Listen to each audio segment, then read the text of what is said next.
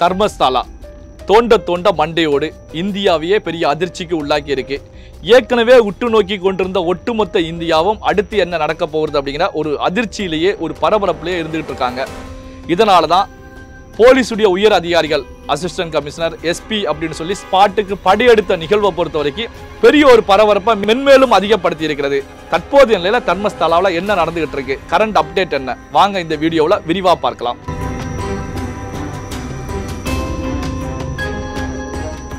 August 4ஆம் தேதி டே 7 side 11 whistle ப்ளோவரை பொறுத்த வரைக்கும் இந்த சைட் ரொம்ப இம்பார்ட்டன்டான சைட். என்ன காரணம் அப்படின்னா, நான் துப்புரவு பணியாளராக பணிபுரிந்த காலகட்டத்தில் இந்த 11வது சைட் அப்படின்னு மார்க் பண்ணி வச்சிருக்கக்கூடிய சைட்டில் 9 பாடிஸை கொடூரமாக சிதைக்கப்பட்ட பெண்களுடைய 9 பாடிஸை நான் இங்கே புதைச்சிருக்கேன், எனக்கு ஞாபகத்தில் இருக்கிறது அப்படிங்கிற தகவலை பகிர்ந்ததுனால சைட் 9 ரொம்ப இம்பார்ட்டன்டான ஒரு சைட். இந்த அடிப்படையில் தான் எஸ்ஐடி பொறுத்த வரைக்கும் காலையில் இருந்தே ஒரு பரபரப்போடவே இருந்துகிட்டு இருக்காங்க. இப்படியான சூழ்நிலையில் தான் சைட் 11 குழி தோண்டிக்கிட்டு இருக்கும்போது ஒரு 2 அடி வாக்கில் செல்லும் போது திடீர்னு விசில் ப்ளோவரை பொறுத்த வரைக்கும் இந்த இடத்துல தோண்டாதீங்க. காரணம் என்ன அப்படின்னா, 15-20 ஆண்டுகள் ஆனதுனால எனக்கு கொஞ்சம் மறந்துருச்சு.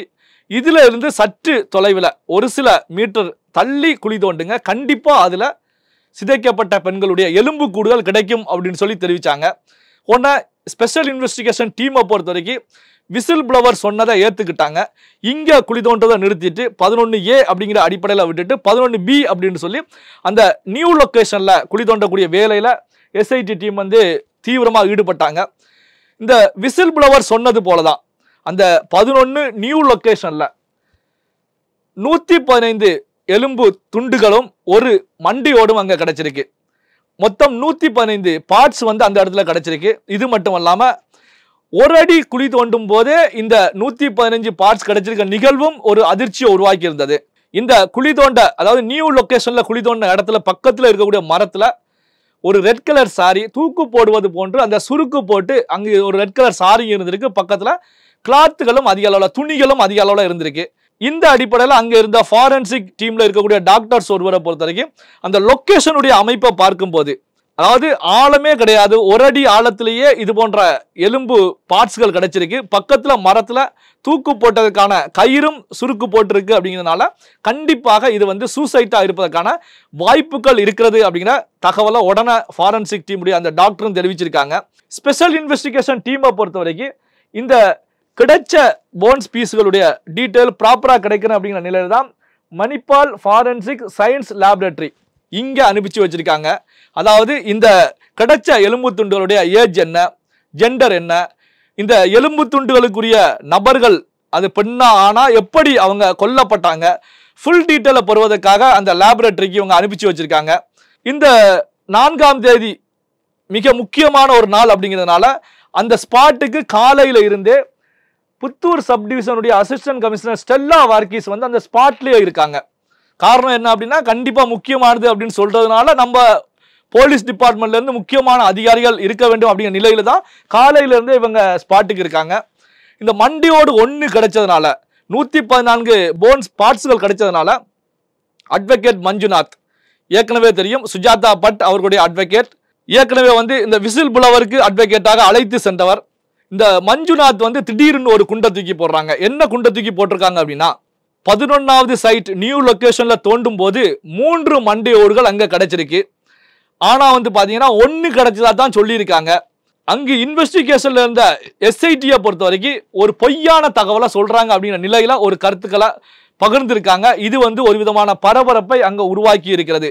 காரணம் என்ன அப்படின்னா, ஒரு மண்டையோடு 114 போன்ஸ் பார்ட்ஸ் மொத்தம் 115 கிடைச்சிருக்குன்னு சொல்லும் போது மஞ்சுநாத் 3 மண்டையோடு அப்படின்னு சொல்றாரு அப்படிங்கிற தகவல்கள் வரும்போது தான் ஸ்பெஷல் இன்வெஸ்டிகேஷன் டீமை பொறுத்த வரைக்கும் இது உண்மை கிடையாது, வதந்தியை பரப்புறாங்க, யாரும் நம்ப வேண்டாம் அப்படின்னு சொல்லியும் எஸ்ஐடி தெரிவிச்சிருக்காங்க. இப்படியான நிலையில் தான் ஃபாரன்சிக் டீமை பொறுத்த வரைக்கும் ஏற்கனவே சைட் 6ல் இருந்து 25 போன்ஸ், நேற்று சைட் 11ல் இருந்து 115 போன்ஸ், மொத்தம் 140 பார்ட்ஸ்கள் மனித உடல்ல இருக்கக்கூடிய எலும்புகளுடைய பார்ட்ஸ்களை அவங்க ஃபாரன்சிக் டீம் கையில் எடுத்திருக்காங்க.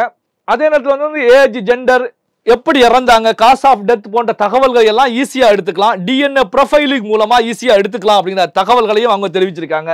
எப்படி எடுக்க முடியும் அப்படின்னா, அந்த இறந்து போனதாக சொல்லப்பட்ட அந்த குழிகள் தோண்டும் போது கிடைத்த அந்த மனிதனுடைய பல்லு, அதே நேரத்தில் வந்து பார்த்தீங்கன்னா அந்த தொடை எலும்பு இது போன்ற பகுதியில் உள்பகுதியில் இருக்கக்கூடிய டிஎன்ஏவை வச்சு மிஸ்ஸிங் கம்ப்ளைண்ட் யார் யாரெல்லாம் காணாமல் போயிருக்காங்க அவங்களுடைய டீட்டெயிலை வச்சு மேட்ச் பண்ணும்போது கண்டிப்பாக கண்டுபிடித்திடலாம் அப்படின்னு சொல்லி தெரிவிச்சிருக்காங்க. இந்த நிலையில தான் ஃபாரன்சிக் ஆந்த்ரோபாலஜிஸ்ட் என்ன சொல்றாங்க அப்படின்னா, இந்த எலும்புகள் கிடைக்கக்கூடிய எலும்புகள் வந்து ஃப்ராக்சர் ஆகியிருக்கா, இந்த எலும்புகளில் வந்து பாய்சன் ஏதாவது டெபாசிட் ஆகியிருக்கிறதா, இந்த அடிப்படையில் இப்போ எப்படி கொல்லப்பட்டாங்க, அங்க கிடைச்ச எலும்பு துண்டுகளை பொறுத்த வரைக்கும் இதற்கான நபர்கள் எப்படி கொல்லப்பட்டாங்க அப்படிங்கிறத எளிதா சொல்லிவிடலாம் அப்படின்னு சொல்லி அவங்க தரப்பில் இருந்தும் தகவல்களை பகிர்ந்திருக்காங்க. இப்படியான சூழ்நிலையில தான் ஜெயந்த் 2 ஐ விட்னஸ் சாட்டர்டே நேர எஸ்ஐடி உடைய அந்த லொகேஷனுக்கு, அந்த சைட் தோண்டக்கூடிய லொகேஷனுக்கு வந்து எஸ்ஐடி கிட்ட ஒரு கம்ப்ளைண்ட்டை தெரிவிக்கிறாங்க. உன்னை எஸ்ஐடியை பொறுத்த வரைக்கும் நீங்க இங்க சொல்லாதீங்க, ப்ரொசீஜர் படி வாங்க, பெத்தாங்கடி போலீஸ் ஸ்டேஷன்ல போய் நீங்க ஒரு எஃப்ஐஆர் ரைஸ் பண்ணுங்க, அங்கே இருந்து அபிஷியலா எங்களுக்கு வந்து நீங்க ஒரு எஃப்ஐஆர் வந்து எங்களுக்கு வரும்போது நாங்க இன்வெஸ்டிகேஷன்ல குதிக்கிறோம். ஸோ நீங்க நேரம் வந்து பெத்தாங்கடி போலீஸ் ஸ்டேஷன்ல தர்மஸ்தாலாவில் இருக்கக்கூடிய பெத்தாங்கடி போலீஸ் ஸ்டேஷன்ல போய் கம்ப்ளைண்ட் பண்ணுங்க அப்படின்னு சொல்லி அனுப்பிச்சு விட்டாங்க. திங்கட்கிழமை நேற்று நேரடியாக பெத்தாங்கடி போலீஸ் ஸ்டேஷன்ல கம்ப்ளைண்ட் ரைஸ் பண்ணியிருக்காங்க. இந்த ஜெயந்த் வந்து எந்த கம்ப்ளைண்ட்ல என்ன எழுதியிருக்காங்க அப்படின்னா, மிக முக்கியமான தகவல்கள். அதாவது பாத்தீங்கன்னா 2002-2003 காலகட்டத்தில் ஒரு 13 இருந்து 15 வயது மதிக்கப்பட்ட ஒரு இளம்பெண் பாத்தீங்கன்னா ஃபாரஸ்ட் பக்கத்துல நியர் நேஷனல் ஹைவே 37 இதுக்கு அருகாமையில வந்து பாத்தீங்கன்னா அந்த பாடி வந்து அங்க அந்த டீனேஜருடைய பாடி இருக்கிறது அப்படின்னு சொல்லி அந்த பகுதியில் இருக்கக்கூடிய மக்கள் வந்து போலீஸ் ஸ்டேஷனுக்கு, பெத்தாங்கடி போலீஸ் ஸ்டேஷனுக்கு ஒரு தகவலா கொடுக்குறாங்க. ஆனா போலீஸ் வந்து ஒரு வார காலம் அந்த ஸ்பாட்டுக்கே வரல. இது மக்களுக்கு பெரிய ஒரு அதிர்ச்சியை உருவாக்கி இருந்தது. ஒரு வாரம் கழிச்சு தான் அங்கிருந்து போலீஸ் வந்தாங்க. ஆனாலும் வந்து ஒரு சீரியஸா இந்த விஷயத்தை அவங்க அந்த காலகட்டத்தில் கையில் எடுக்கல. வந்தவங்க என்ன பண்ணாங்க அப்படின்னா, பாடியை பொறுத்த வரைக்கும் ஒரு 30 to 40 வயசு இருக்கக்கூடிய ஒரு லேடியோட பாடி அப்படின்னு சொல்லி பக்கத்துல ஒரு குழி தோண்டி புதைச்சிடுறாங்க. ஸோ போலீஸ்கிட்ட கேட்டதுக்கு அவங்க மிரட்டினாங்க, மக்களையும் மிரட்டினாங்க, என்னையும் மிரட்டினாங்க. ஸோ அதனால வந்து எனக்கு வந்து ஒரு மிரட்டலுக்கு பயந்துட்டேன். ஆனாலும் இந்த விஷயம் என்னுடைய மனசை பெரிய அளவில் பாதித்தது. அதன் பிறகு இது சம்பந்தப்பட்ட விஷயங்களை நான் வந்து எதுவுமே தெரிவிக்க வேண்டாம், வெளியில சொல்ல வேண்டாம் அப்படிங்கிற நிலையில தான் அமைதியா இருந்தேன். இப்போ எனக்கு ஸ்பெஷல் இன்வெஸ்டிகேஷன் டீம் மேல நம்பிக்கை இருக்கிறதுனால தான் நான் வந்து இதை வந்து ஒரு புகாராக கொடுத்து கம்ப்ளைண்ட்டை ரைஸ் பண்ணியிருக்கேன் அப்படின்னா தகவலையும் ஜெயந்த் அவர்கள் ஷேர் பண்ணியிருக்காங்க. ஸோ இப்படியான சூழ்நிலையில தான் ஏற்கனவே வந்து பாத்தீங்கன்னா அந்த பகுதியில் கடுமையான மழை அடிச்சுக்கிட்டு இருக்கு, ஒரு ஃபாரஸ்ட் போன்ற ஒரு சூழல் இருந்துகிட்டு இருக்கு, விஷப்பூச்சிகள் இருக்கிறது, அட்டை பூச்சிகள் இருக்கிறது, அந்த குழி தோன்றதுக்கு ரொம்ப கஷ்டப்பட்டுக்கிட்டு இருக்காங்க. இப்போ சைட் 11 நியூ லொகேஷன்ல தோண்டும் போது கூட அங்க வந்து மைனர் இன்ஜூரிஸ், அங்க குழி தோண்டக்கூடிய வேலையில ஈடுபட்டவங்களுக்கு காயங்கள் ஏற்பட்டிருக்கிறது அப்படின்னா தகவலையும் ஷேர் பண்ணியிருக்காங்க. ரொம்ப பிசிக்கலி சேலஞ்சா இருந்துச்சு குழி தோன்றது அப்படின்னு. இது போன்ற சூழல் இருக்கிறதுனால திடீர்னு மழை அதிகமா இருக்கு, மழை வந்து சுமாரா இருந்துட்டு இருக்கு. அதனால ஜிபிஆர் அப்படிங்கிற ரேடார் அந்த டிவைஸை யூஸ் பண்ணுங்க அப்படிங்கிற கருத்துக்களை அங்க இருக்கக்கூடிய மக்களும் முன் வச்சுக்கிட்டு இருந்தாங்க. அதே நேரத்தில் அட்வொகேட் மஞ்சுநாத்தும் எஸ்ஐடி தெரிவிச்சாங்க, சுஜாதா பட் தெரிவிச்சாங்க. இப்படி தொடர்ச்சியாக தெரிவித்தாலும் எஸ்ஐடியை பொறுத்த வரைக்கும் அது குறித்து நாங்கள் யோசிக்கிறோம், டிஸ்கஸ் பண்ணிட்டு இருக்கோம், அனலைஸ் பண்ணிட்டு இருக்கோம் அப்படிங்கிற தகவல்களை தான் முன் வச்சாங்க. இப்படியான சூழ்நிலையில் தான் இந்த தர்மஸ்தலா பகுதியில் இருக்க மக்களை பொறுத்த வரைக்கும், அதாவது இந்த டிவைஸ் வந்து யூஸ் பண்ணுவதற்கு இந்த டிவைஸ் வந்து கொஞ்சம் காஸ்ட்லியா இருக்கிறதுனால கர்நாடக அரசாங்கம் தயங்குகிறது, பின்வாங்குகிறது. சுமார் இந்த டிவைஸ் ஒரு 10 லட்சம் 15 லட்சம் இருக்கிறதுனால தான் இந்த விஷயத்துக்கு இந்த அளவுக்கு செலவு பண்ணணுமா அப்படின்னு சொல்லி கர்நாடக ஆளும் கட்சி தயங்குகிறது அப்படிங்கிற விமர்சனங்களை இப்போ தெரிவிக்க தொடங்கியிருக்காங்க மீடியாக்கள்லையும் சோசியல் மீடியாக்கள்லையும். இப்படியான ஒரு சம்பவம் வந்து செயல்கள் வந்து அங்க நடந்துகிட்டு இருக்கு. இப்படியான சூழ்நிலையில தான் ஆகஸ்ட் 5ஆம் தேதி இன்னைக்கு என்ன நடந்திருக்காங்க தர்மஸ்தாலாவில் அப்படின்னா, ஜெயின் லீடர்ஸ் வந்து ஒரு அதிரடியான தகவலை முன் வச்சிருக்காங்க. இந்த தர்மஸ்தலா விஷயத்துல அந்த அட்மினிஸ்ட்ரேஷன் சம்பந்தப்பட்ட விஷயத்துல ஜெயின் சமுதாயத்தை சார்ந்தவங்க இருக்கிறதுனால, ஒரு சிலர் இருக்கிறதுனால ஒட்டுமொத்த ஜெயின் சமுதாயம் குறித்தும் டிஃபமேஷன் விஷயங்கள், அலிகேஷன்களை சோசியல் மீடியாக்கள்ல, யூடியூப் சேனல்கள்ல எல்லாமே முன் வச்சுக்கிட்டு இருக்காங்க. இந்த விஷயம் எங்களை பெரிய அளவுல காயப்படுத்தி இருக்கிறது. எங்க ஜெயின் சமுதாயத்துடைய வரலாற்றிலேயே ஒரு பெரிய களங்கத்தை ஏற்படுத்தக்கூடிய வேலையாக நாங்கள் இதை பார்த்துட்டு இருக்கோம். இந்த அடிப்படையில் தான் ஆகஸ்ட் 10ஆம் தேதி ஸ்டேட் லெவல் மீட்டிங் வந்து நாங்கள் பண்ண போறோம். இதுல ஜெயின் லீடர்ஸ் எல்லாமே கலந்துக்க போறோம். இந்த மீட்டிங்கை பொறுத்த வரைக்கும் ஹெட்டாக இருக்கக்கூடியவர் ஜெயின் மாங்க் ஸ்ரீ குணாதர் மாந்தி மகாராஜ் அப்படிங்கிறதா இருந்துகிட்டு இருக்காங்க. இவர் வந்து இந்த தகவலை முன் வச்சிருக்காங்க.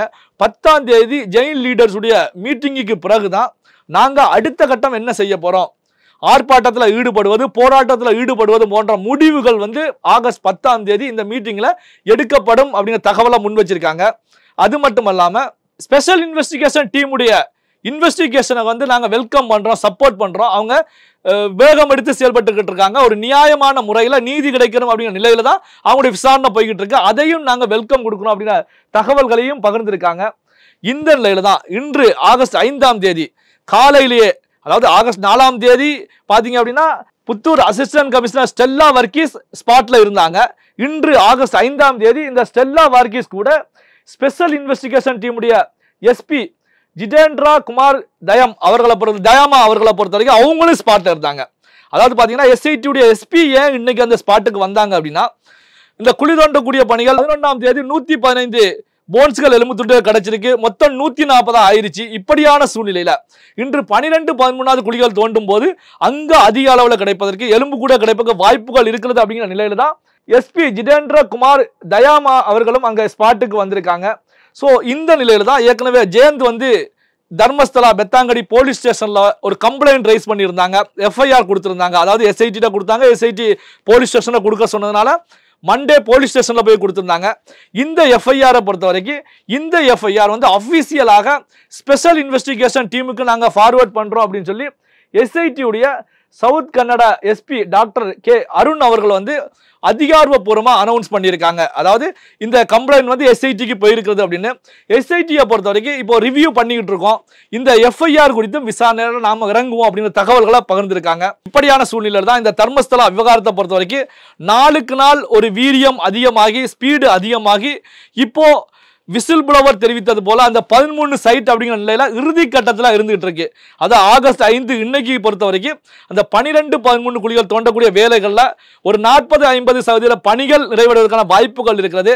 நாளை ஆகஸ்ட் 6ஆம் தேதியை பொறுத்த வரைக்கும் கண்டிப்பாக அந்த குழி தோண்டக்கூடிய வேலைகளை பொறுத்த வரைக்கும் 13வது குழியும் தோண்டி முடிக்கக்கூடிய ஒரு சூழல் உருவாகும்.